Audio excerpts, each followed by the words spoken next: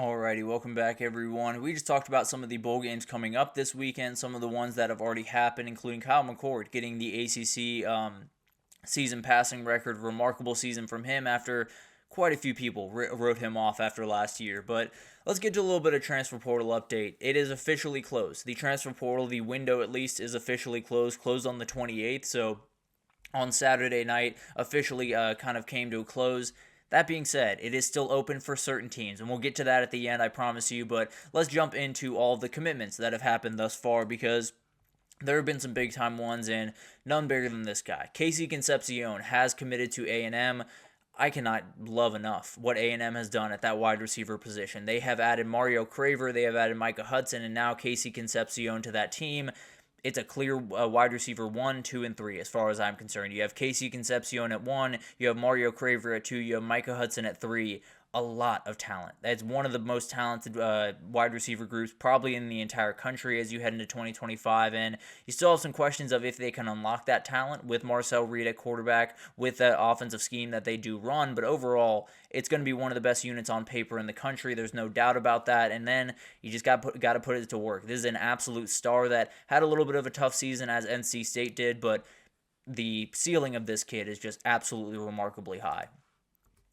JoJo Earl is a guy I wanted to talk to you here for a second. This is a pickup I just really, really like. He is making his way over to Las Vegas to join Dan Mullen in UNLV.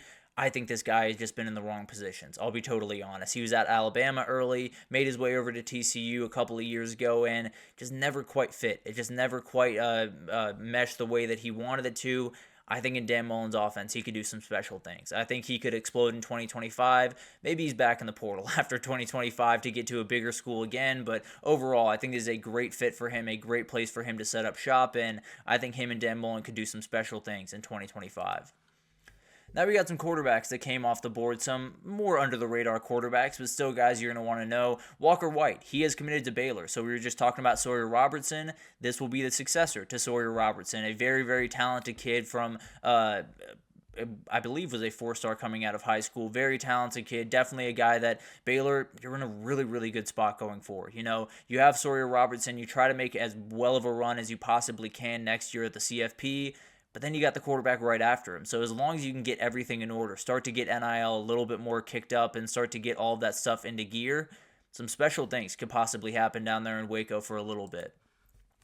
Then Braden Locke, he was the starter for Wisconsin for a number of their games, but as they brought in Billy Edwards, he found his way out. He's going to find his way down to Tucson, Arizona. He's going to join Arizona and be probably the backup for Noah Fafita. I think this is a really solid pickup for Arizona. I don't necessarily expect him to start week 1 by any means, but I do think it helps this team not bottom out. It helps them not be, if Noah Fafita is going to make a play, great. If he doesn't make the play, we're going to lose this game. So you have an ability to kind of have that guy back there, keep that quarterback room in a little bit better of a shape than it was this year. Definitely a really solid pickup, and you could have to see him at some point this year, especially if Noah Fafita struggles like he did this year.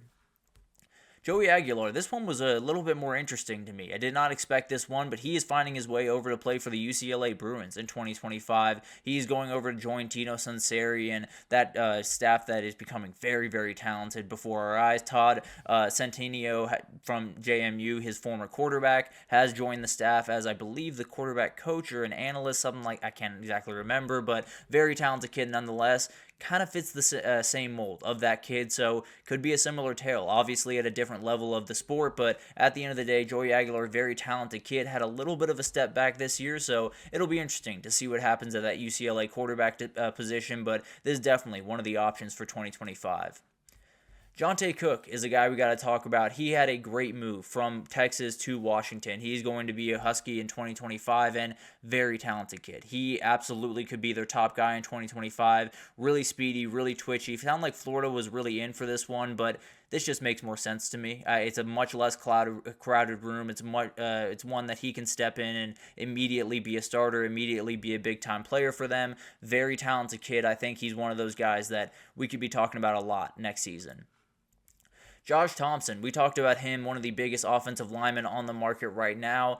LSU was able to pull him in. Tennessee really wanted this kid. They felt like they might have had him locked down about a week ago. Then LSU came into the mix and they kind of took over this one. Huge pickup for LSU. They're losing 4 starters this upcoming year. They're going to need to replace him in a big way. They would love for this kid to play in the bowl game, but can't quite do that. He's going to be an awesome pickup for 2025 and absolutely will slide into likely that Will Campbell position at left tackle, maybe right tackle depending on their options at left.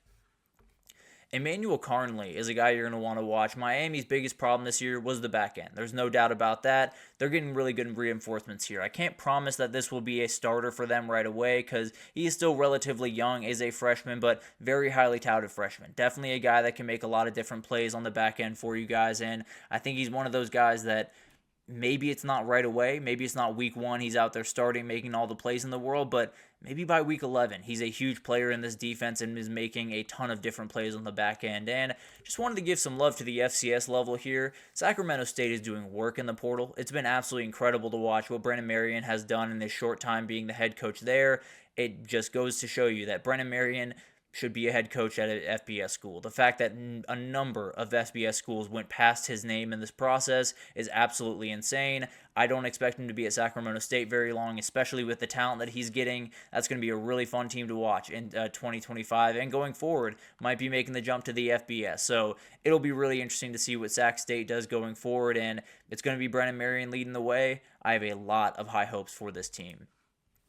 And then we got some intel and late additions to the portal as it was closing. Mark Gronowski is probably the biggest one of the bunch. 10,000 yards throughout his career at San Diego State. One of the best players in the FCS throughout his time. And his head coach is heading over to Pullman, getting hired over there. Remarkable hire from Washington State, by the way. But sounds like Mark Gronowski probably is not going to join him there. Now, he very well could. That definitely is going to be one of his options out there, but I think there's going to be a lot of teams calling. I think there were a lot of teams calling last year for this kid, if I had to be honest, so I think there's going to be a number of teams getting after this kid. Maybe this is Bill Belichick's guy. He's been going after quarterbacks at different times. This would be a guy that I think he would really, really like. It'll be interesting to see what happens there. Definitely a lot of teams calling him right now, and I assume we'll get a decision relatively quickly after the dead period ends.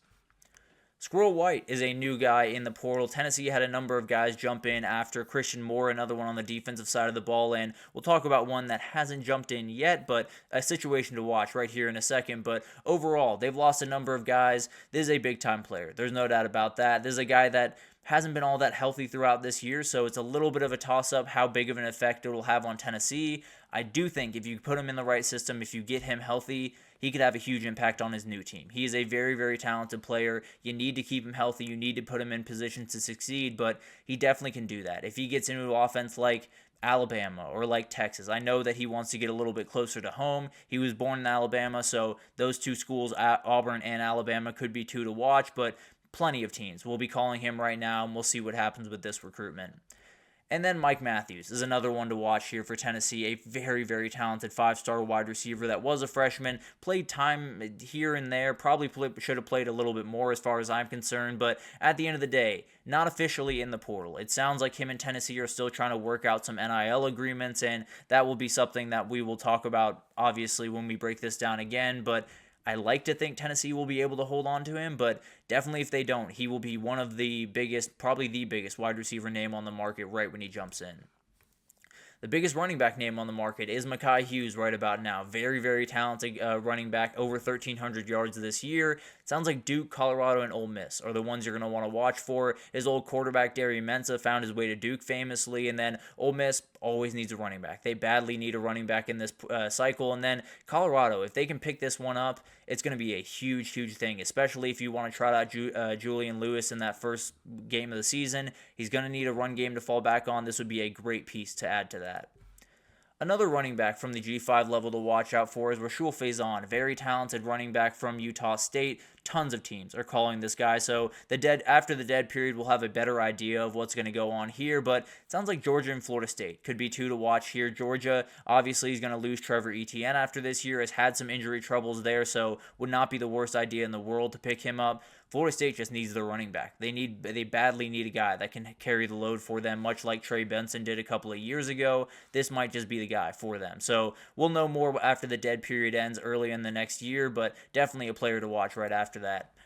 Jeremiah Johnson, very good safety from Georgia State here. Penn State, USC, Indiana, Georgia Tech, Missouri, North Carolina, and many more are very much in for this kid. Very talented kid, 164 career tackles. He would be an immediate starter at any of the places I just named. So definitely a guy that all of these guys want. You'd have to lean Penn State, I feel like, in that group of schools, but North Carolina will have plenty to say. I think Georgia Tech will have plenty to say to just keep him in Atlanta. It'll be interesting to watch what happens there. And then Ethan O'Connor. This is a Washington State transfer that is going to be a huge name to watch. He was at Georgia here shortly, just a little bit ago. Miami just a little bit before that. He's an immediate impact guy. He is almost definitely a starter at just about any place that he goes. A lot of teams will be reaching out to this kid, but sounds like Miami and Georgia might be the two ones you're going to want to watch the most closely. And then we got the available transfer. Zachariah Branch is still out there. I still expect it to be Georgia. Arizona State is really, really hanging around in this one. So one of those two I feel like is going to win out there. Takario Davis, I think he's going to go to the NFL. He hasn't made that decision. He has until the 6th to make that decision. But overall, I think he will be an NFL player. You really do see it's kind of starting to thin out. You know, you're not having those elite players in here right now. Now, that probably could change here pretty soon because there are still some teams on the clock. There are still some teams that are very much in the portal window. The CFP teams are the main among them. So Texas, Georgia, Oregon, Ohio State, and all the rest of the teams in there.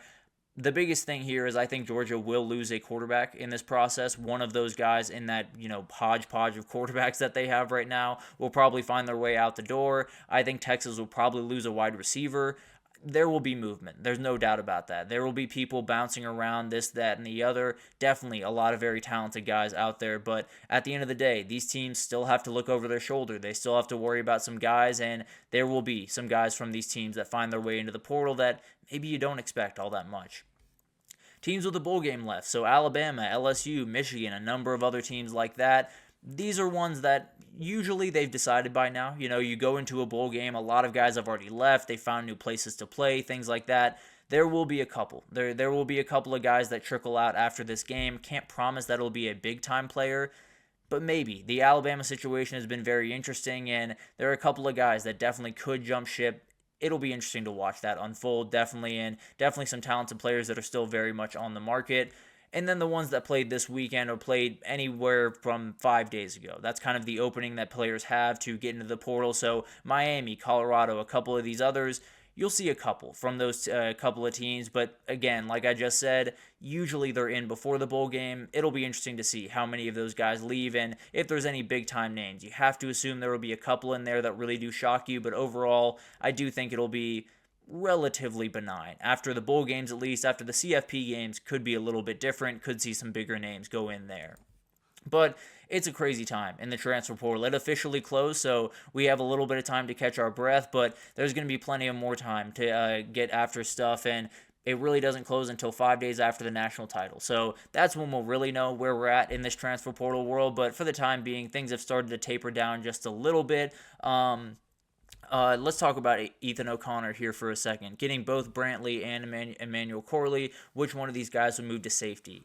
Very, very tough decision. I would lean Michael Brantley, if I'm being totally honest, but overall, I really don't know. I think Ethan O'Connor is one of those guys that you almost have to put at corner. Very, very talented ball skills, so I'd lean that he would be the corner, and then between those other two guys, I think you could kind of flip a coin. I would lean Michael Brantley just because of his size, but overall, I think it's kind of a toss-up. It'll be interesting to see how they handle that. Overall, they just need bodies in that back end, and they just need to fix that very, very quickly, and I'm sure they will, but these are two, or could be three, great additions to possibly fix that. So, will be interesting to watch all of that unfold. The transfer portal, although it is technically closed, it is far from over. So we'll update you on everything that you need to know as we go on, but let's get to a couple of CFP quarterfinal questions. Right after this break, we'll jump into everything. What's the most interesting games, or will we get more interesting games this time around? Can Ohio State sustain that A+ level of play, and so much more right after this break, so stick with us.